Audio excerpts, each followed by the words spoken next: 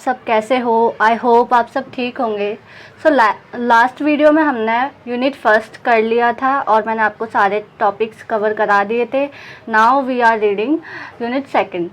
सो unit second क्या है, इकाई 2 क्या है, गणितीय जानकारी। अब हम इसमें गणित के सारे कॉन्सेप्ट्स के बारे में पढ़ेंगे जो हमारे गणित में यूज़ होते हैं। गणित के प्रत्यय समझ लीजिए आप। सो चलते हैं आप वीडियो पे। सो फर्स्ट ऑफ ऑल है 2.1, हमारी यूनिट 2.1 है, सॉरी यूनिट सेकंड, उसका 2.1 पार्ट है। तो फर्स्ट है हमारा संख्या प्रत्यय। संख्या प्रत्यय क्या होता है, बच्चों को पूर्व प्राथमिक स्तर पर गणितीय ज्ञान देना, 1 से 10 तक गिनती सिखाना, 10 से 1 तक उल्टी गिनती सिखाना, 1 से 10 तक अंकों को पहचानना, लिखना, जोड़ना, घटाना, ये होता है संख्या प्रत्यय। अब इसमें बच्चों को 10 तक गिनती सिखाएंगे, उल्टी गिनती सिखाएंगे, 1 से 10 तक के अंकों को पहचानना सिखाएंगे, उन्हें लिखना सिखाएंगे, जोड़ना घटाना सिखाएंगे, सब चीज़ सिखाते हैं। अब नेक्स्ट चलते हैं हम। जीन पियाजे के अनुसार संख्याओं का ज्ञान बच्चों को 3 स्तर पर होता है, ऑर्डिनेशन, कोऑर्डिनेशन और कंजर्वेशन। ऑर्डिनेशन में होता है क्रम से बोलना या लिखना सिखाना। अब क्रम से कैसे, काउंटिंग 1 to 10 बच्चों को लाइन से लिखना सिखाता है। क्या होता है, बच्चों को जब शुरुआत में हम गिनतियाँ सिखाते हैं तो बच्चों को क्रम याद नहीं रहता, वो 3 के बाद 2 लिख सकते हैं, 5 के बाद 4 लिख सकते हैं, इस तरह वो क्रम भूल जाते हैं। तो हमें बच्चों को ऑर्डिनेशन में क्या सिखाना है, क्रम से गिनती लिखना सिखाना है, हर चीज़ क्रम से सिखानी है, बोलना साथ ही साथ लिखना भी। कोऑर्डिनेशन का मतलब होता है अंकों को हाथ या वस्तु के माध्यम से सिखाना। मतलब कि अगर हम गिनतियाँ सिखा रहे हैं या तो अपने उंगलियों का प्रयोग करेंगे या फिर कोई वस्तु जो बच्चों को अच्छी लगती हो, चॉकलेट्स ले ली, कैंडी ले ली, ये सारी चीज़ें लेके हम बच्चों के कॉन्सेप्ट्स को क्लियर करेंगे। कंजर्वेशन मतलब होता है कि यहाँ पे एक फिक्स्ड अमाउंट रहता है, मतलब कि 5 बच्चे लिए हैं हमने तो 5 ही रहेंगे। अब उनकी प्रकृति में क्या बदलाव आ रहा है, जैसे यहाँ पे दिखा रखा है ये 8 है, ये भी 8 है, बट डिफरेंस अलग अलग है, तो ये होता है कंजर्वेशन। नेक्स्ट है हमारा गिनती। गिनती क्या होता है, बच्चों को गिनती का ज्ञान कराना, खेल विधि के प्रयोग से या फिर वस्तुओं के माध्यम से बच्चों को गिनती का ज्ञान कराया जाता है। गिनती एक प्राथमिक स्तर है, मतलब प्राथमिक चीज़ है गणित की। फिर नेक्स्ट चलते हैं हम स्थानीय मान।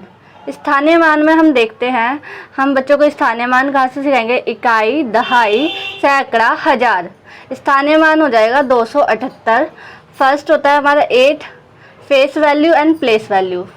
फेस वैल्यू वो होती है, जैसे यहाँ पे एक एग्जांपल लिख रखा है मैंने, बूढ़े होने पर भी हमारा नाम परिवर्तित नहीं होता। बूढ़े होने के बाद भी हमारा नाम परिवर्तित नहीं होता, इसका मतलब हमारा नेम सेम रहता है, तो ये हो गई फेस वैल्यू। और जब बूढ़े होते चले जाते हैं तो क्रम बढ़ता है, तो ये होता है हमारा प्लेस वैल्यू।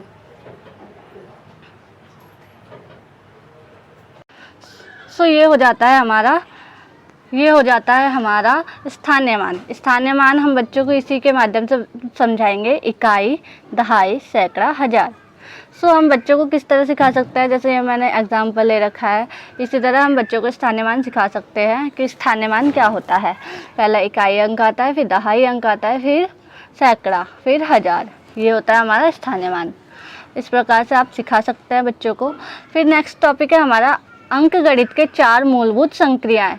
अंकगणित की चार मूलभूत संक्रियाएं क्या होती हैं वो हम समझते हैं। और ये टॉपिक मैथ्स में हमेशा, मतलब हिंदी मीडियम वाले बच्चों के लिए ये होता है कि बच्चे कंफ्यूज हो जाते हैं कि गणित की मूलभूत 4 संक्रियाएं क्या होती है। तो आप इसे हमेशा याद रखना, ये कहीं भी पूछ सकते हैं, किसी भी कॉन्सेप्ट के अंदर आ सकता है कि गणित की 4 संक्रियाएं क्या हैं, तो आप याद रखिएगा। ये होती है हमारी प्लस, माइनस, मल्टीप्लाई, डिवाइड, ये होते हैं हमारी गणित की चार मूलभूत संक्रियाएं। सो योग क्या होता है, जैसे आपको बताया, चीज़ों को प्लस करना मतलब कि जोड़ना, वो होता है योग या जमा। व्याकलन या घटा, व्याकलन भी आप याद रखना, ये एक आ जाता है, बच्चे कंफ्यूज हो जाते हैं कि व्याकलन का मतलब क्या है। तो व्याकलन का मतलब होता है घटाना या सब्सट्रैक्शन। तो घटाना क्या होता है, किसी संख्या में से किसी अन्य संख्या को घटाना, बड़ी संख्या में से छोटी संख्या को घटाना। और गुणा क्या होता है, बार बार जोड़ने की प्रक्रिया को गुणा कहते हैं हम। और भाग क्या होता है, एक संख्या में से अन्य संख्याओं को बार बार घटाने की प्रक्रिया जब तक शेषफल शून्य न आ जाए भाग कहते हैं। ओके, नेक्स्ट चलते हैं हम भिन्न पे। आ जाता है हमारा भिन्न।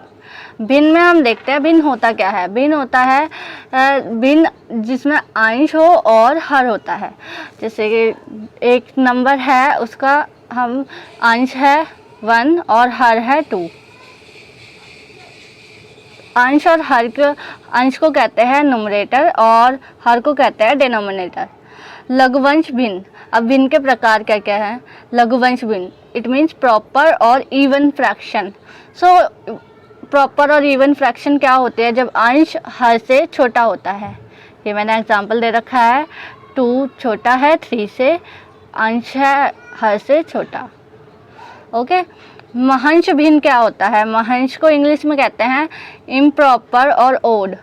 सो इसमें होता है अंश हर से बड़ा या उसके बराबर होता है। जैसे कि यहाँ पर लिख रखा है मैंने 6/3 5/5। सो ये होता है हमारा इम्प्रॉपर। इकाई भिन्न, यूनिट फ्रैक्शन, जिसमें अंश 1 होता है बट हर जो होता है वो 0 और 1 के अतिरिक्त कुछ भी हो सकता है। जैसे यहाँ पे मैंने एग्जांपल्स दे रखे हैं कुछ 1/3 1/2 1/17। ये होता है हमारा इकाई भिन्न। मिश्रित भिन्न क्या होता है, जिसमें हमारा कोई महंश भिन्न जो होता है वो पूर्णांक और लघुवंश तीनों से मिलकर बना होता है।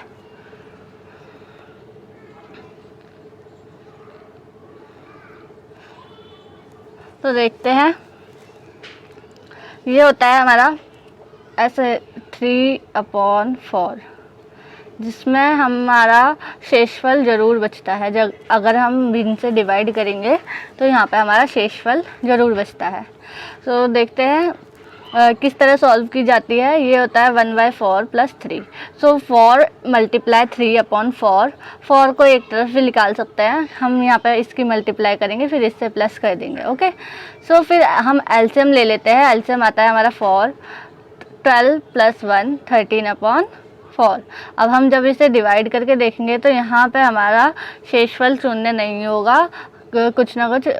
जैसे 12 ले लिया, 4 × 4 = 8 4 × 12, तो एक हमारा शेषफल बचेगा। जहाँ शेषफल शेष रहता है वहाँ मिश्रित भिन्न होती है। व्युत्क्रम भिन्न। व्युत्क्रम भिन्न क्या होती है, जब एक भिन्न का अंश दूसरे का हर होता है और दूसरे का हर पहले भिन्न का अंश होता है। ये होते हैं हमारे व्युत्क्रम। इसमें क्या होता है, जैसे यहाँ पे मैंने दिखा रखा है, एक संख्या को पलट देते हैं हम। जैसे कि यहाँ पे ले लिया 4 को इधर ले आएंगे और 5 को उधर ले जाएंगे, 5 को उधर ले जाएंगे और 7 को इधर ले आएंगे। तो ये हो जाएगा 21/20। ये होता है हमारा व्युत्क्रम भिन्न। भिन्न की 4 संक्रियाएं।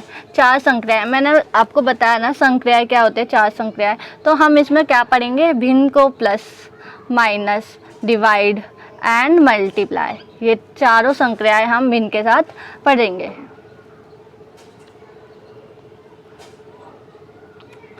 सो भिन्न का योग। अब भिन्न के योग के लिए मैंने यहाँ पर एक एग्जांपल लिया है, किस तरह भिन्न का योग करते हैं। 2/5 + 3/5। सो एलसीएम ले लेंगे, सेम आ जाएगा 5, 2 + 3 पूर्ण क्या बचेगा हमारा 1, जो पूर्णांक है।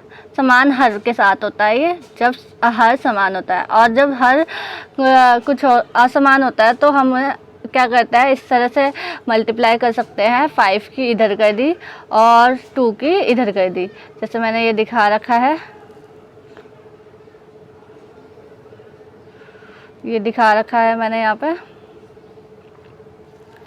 5 की इधर कर दी और 2 की इधर कर दी, तो ये आ जाएगा हमारा इस तरह। हर समान करेंगे पहले हम। सो हर आ जाएगा हमारा 10।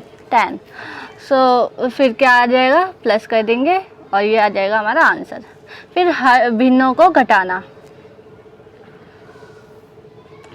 भिन्न को घटाना, जब हर समान होता है तो जैसे अभी हमने प्लस का किया था, प्लस का क्या था, सेम वही प्रोसीजर है, हम भिन्न का सेम हर आ जाएगा और हम सिंपली माइनस कर देंगे, तो हमारे क्या आंसर होगा 1/5। अब जब असमान भिन्न होते, असमान हर होता है तो क्या करते हैं, हर को समान करते हैं। उसके लिए क्या करना होता है, हम नीचे वाले को पूरी भिन्न से मल्टीप्लाई कर देते हैं, इधर मतलब क्रॉस मल्टीप्लाई कर देते हैं, तो हमारा जो हर होता है वो समान हो जाता है। फिर हम सिंपली उसे सॉल्व कर सकते हैं इस तरह। हमारा आंसर आ जाएगा 1/10। फिर है नेक्स्ट भिन्न की गुणा। गुणा कैसे करते हैं? अब बच्चे सोचेंगे इसमें भी एलसीएम लिया जाएगा, लेकिन नहीं, इसमें एलसीएम नहीं लेते। इसमें डायरेक्ट हम क्या करते हैं, मल्टीप्लाई कर देते हैं जब समान हर होता है। और जब असमान हर होता है इसमें भी सेम प्रोसीजर रहता है कि हम आमने सामने मल्टीप्लाई कर देते हैं, और ये जो बचा हुआ होता है, जैसे ये आ गया हमारा, तो अगर हम इसे मल्टीप्लाई करते तो क्या आता है हमारा 2 × 3 6, और फिर नीचे क्या आता 3 × 4 12। और हम इसे और भी सॉल्व कर सकते हैं, जैसे वहाँ दिखा रखा है 6 1 6 2, सो 1/2। नेक्स्ट चलते हैं हम भिन्न की भाग। भिन्न की भाग में क्या करते हैं, हम एक संख्या को रेसिप्रोकल कर देते हैं और फिर हम इसे मल्टीप्लाई कर सकते हैं। भिन्न की भाग को हमेशा लोग भूल जाते हैं कि भिन्न की भाग किस तरह की जाती है, तो हमें एक संख्या को रेसिप्रोकल करना होता है। जैसे ये वाली संख्या हमने रेसिप्रोकल कर दी इधर, फिर आमने सामने मल्टीप्लाई करके इसे इजीली सॉल्व कर देते हैं, ये मिश्रित भिन्न बन जाती है। ओके, या महांश भिन्न भी कह सकते हैं हम इसे। फिर आता है हमारा नेक्स्ट टॉपिक है दशमलव। दशमलव क्या होता है, ये भी भिन्न की तरह होता है। इसमें हम क्या देखते हैं, जैसे स्थानीय मान इकाई, दहाई, सैकड़ा, हजार होता है। अब हम इसके बैकवर्ड चलते हैं, 10वां भाग, उसका 100वां भाग और उसका 1000वां भाग। सो किस तरह निकालते हैं भिन्न, जैसे कि 1/10 है, यहाँ पे तो मैंने एग्जांपल ले रखा है 5/1। 1 से डिवाइड करेंगे तो संख्या सेम आएगी। अब हम इसे 10 से करते हैं तो हम क्या करेंगे, एक पॉइंट लगाएंगे, देन उसके बाद संख्या लिखेंगे, ये हो जाता है हमारा दशमलव। अब जितने ज़ीरो हैं उतने ज़ीरो लगा के, जैसे एक ज़ीरो पे तो हमारा पॉइंट आ गया, अब यहाँ पे 3 ज़ीरो है तो क्या करेंगे हम 0.005। सो आपको हमेशा याद रखना है, अगर नीचे एक ज़ीरो है तो पॉइंट लगा के नंबर आएगा, अगर 2 है तो एक ज़ीरो आएगी पॉइंट के बाद, अगर 3 है तो पॉइंट के बाद 2 ज़ीरो आएगी। और इसी तरह हमें हमेशा ये याद रखना है कि कितने पॉइंट के बाद कितनी ज़ीरो लगानी है, सॉरी एक पॉइंट के बाद नीचे कितनी ज़ीरो दे रखी है, उसके अकॉर्डिंगली हमें आंसर में कितनी ज़ीरो लगानी है। ओके, फिर हम नेक्स्ट देखते हैं दशमलवों को भिन्न में किस तरह बदलते हैं। सो यहाँ मैंने बताया दशमलव को भिन्न में कैसे बदलते हैं। सो देखते हैं दशमलव भिन्न में बदले। ठीक है, तो इसमें बता रखा है दशमलव भिन्न में दशमलव बिंदु को हटाकर, जैसे हमारी दशमलव बिंदु क्या होते हैं 1.5 है, तो ये हो गई हमारी दशमलव बिंदु।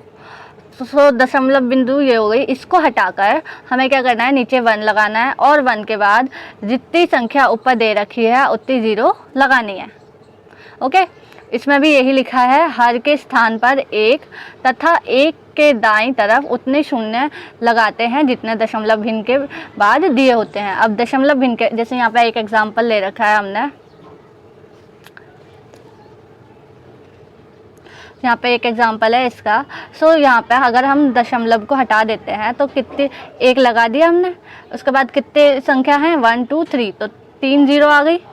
उसके बाद हम इसे सॉल्व कर सकते हैं भिन्न में, डिवाइड कर देंगे 12/1000, इसे हम डिवाइड कर देंगे तो आ जाएगा हमारा 1/8। बच्चों को भी इसी तरह सिखाना है हमें। और एग्ज़ाम में ये मोस्ट ऑफ द टाइम पूछा जाता है कि भिन्न को दशमलव में बदलो और दशमलव को भिन्न में बदलो, बच्चों को किस प्रकार हम सिखाएंगे।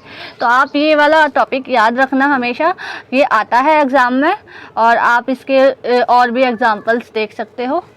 अब भिन्न को दशमलव में बदलें। जैसे मैंने अभी बताया था ना, भिन्न को दशमलव में बदलें, ये आता है टॉपिक, या फिर दशमलव को भिन्न में बदलें, ये भी आता है। सो हम किस तरह लिखेंगे, अब भिन्न दे रखे हैं यहाँ पे 1 2, सो हम डिवाइड के माध्यम से क्या करेंगे, भिन्न को दशमलव में बदलेंगे। अब 2 आ जाएगा यहाँ और 1 आ जाएगा यहाँ। बच्चों को सिखाना है कि किस तरह हमें भिन्न को दशमलव में बदलना है, तो उसको ये मेथड बताना पड़ेगा कि हमें डिवाइड के माध्यम से हम भिन्न को दशमलव में बदल सकते हैं, और बच्चों को ईजिली समझ भी आ जाएगा। और उन्हें ये भी बताना है जब संख्या छोटी होती है तो हमें 0 लगाना होता है, और 0 लगाते हैं तब हम पॉइंट लगाते हैं, तब हम पॉइंट लगाते हैं। सो फिर अब हम नेक्स्ट देखते हैं दशमलव। तो फिर हम नेक्स्ट देखते हैं दशमलव का संकलन एवं व्याकलन। संकलन मतलब प्लस और व्याकलन मतलब माइनस। ओके, ये याद रखना, संकलन का मतलब और व्याकलन का मतलब। संकलन, संकलन और व्याकलन। संकलन कैसे करेंगे, सभी योजकों को या समस्याओं को दशमलव बिंदु के स्तंभ बनाना है। बच्चों को ये बताना है कि दशमलव के नीचे दशमलव आना चाहिए, मतलब कि दशमलव बिंदु जो होती है, हमारा पॉइंट जो होता है, हमेशा जो भी संख्या दी होती है हमें पॉइंट के नीचे पॉइंट रखना है। इस तरीके से बच्चों को बताना है कि हमेशा पॉइंट के नीचे पॉइंट आना चाहिए। और इसी तरह हम प्लस करना सिखाएंगे, और बच्चों को बताएंगे कि अगर 3 के बाद इस तरीके से बच्चों को पॉइंट भी समझ आ जाए कि उन्हें पॉइंट कहाँ लगाना है, अदरवाइज बच्चे कंफ्यूज हो जाते हैं ये पॉइंट कहाँ लगाना है। इसी तरह यहाँ पे माइनस का है सेम रूल कि दशमलव जो होगा, मतलब योजक जो भी होगा या क्वेश्चन या कोई भी समस्या जो होगी दे रखी होगी, पॉइंट के नीचे पॉइंट रखेंगे, देन मल्टीप्लाई करेंगे। सबसे ऊपर बड़ी संख्या आएगी, उसके बाद छोटी, देन और उससे छोटी, इस तरह बताया जाता है। फिर दशमलव को गुणा, दशमलव की गुणा। इसके साथ भी हमने दशमलव के पहले हमने भिन्न की संक्रियाएं पढ़ी थी, अब हम दशमलव की संक्रियाएं पढ़ रहे हैं। सो देखते हैं दशमलव की संक्रियाएं हैं। जैसे ये एक क्वेश्चन दिया हुआ है 25.15 मल्टीप्लाई 5.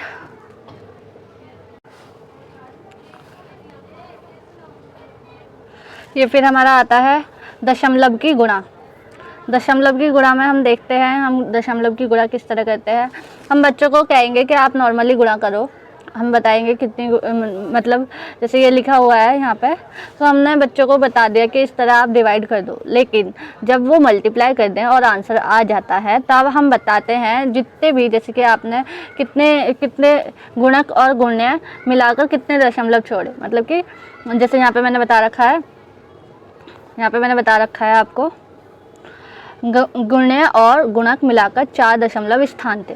अब ये गुण्य और गुणक, ठीक है, सॉरी, गुण्य और गुणक। तो ये देखते हैं हम कितने संख्याओं के बाद बिंदु आ रहा है 2, फिर यहाँ पे सेम कितनी 2 और 2 और 2 4। तो हम जब आंसर सॉल्व करके आएगा जो भी आंसर 1 2 6 0 0 1 5, सो हम बच्चों को बताएंगे कि 4 संख्याओं के बाद आपको पॉइंट लगाना है। तो इस तरह हम बच्चों को दशमलव की गुणा करानी सिखाएंगे। नेक्स्ट है हमारा दशमलव का भाग। भाग के लिए हम भाज्य और भाजक पूर्ण संख्या में बदलने के लिए भाज्य और भाजक को 10, 100 और 1000 से गुणा कर देंगे। अगर हमें भाग करनी है तो हम क्या करेंगे, भाज्य और भाजक को जितने, मतलब भाज्य और भाजक को 1000 से गुणा कर देंगे। ये डिपेंड करता है कि नीचे कितनी संख्या दी गई है, मतलब पॉइंट हटा के कितनी 0 लगेगी। सेम है, जैसे कि पॉइंट हटाया, पॉइंट के बाद 1 लगाया, कितनी संख्या है 0 0 0, 3 संख्या है तो 3 0। इस तरह हम मल्टीप्लाई कर देंगे फिर उसे, क्योंकि पॉइंट हटाने के बाद 0 लगाएंगे तो ये सेम इक्वेशन आ जाएगी। इस वजह से हम पॉइंट हटा के 0 लगाते हैं और उससे ही मल्टीप्लाई कर देते हैं। ओके, फिर बता देंगे हम आंसर क्या आया हमारा। इसे डिवाइड करने के बाद हम बता देंगे आंसर ये आया है, और बच्चे खुद ही निकालना सीख जाएंगे। भाग करके देख लेंगे या फिर उन्हें भाग का लॉन्ग मेथड समझाना होता है किस तरह करते हैं हम। सो इस तरह बच्चों को भाग सिखा देंगे। ओके, सो गाइज ये थी हमारी आज की वीडियो। आई होप आपको पसंद आई हो। इसका नेक्स्ट पार्ट मैं अगली वीडियो में लाऊंगी, अदरवाइज़ वीडियो बहुत लंबी हो जाएगी, इसलिए मैं इसे छोटे छोटे पार्ट्स में डिवाइड कर रही हूँ। आई होप आज का टॉपिक आपको समझ आया हो। और चलो, अगर आपको कोई डाउट हो तो प्लीज़ आप मुझे कमेंट सेक्शन में बताइएगा। और अगर आपको मेरी वीडियो पसंद आई हो तो प्लीज़ मेरी वीडियो को लाइक, शेयर एंड सब्सक्राइब ज़रूर करें। Thank you so much.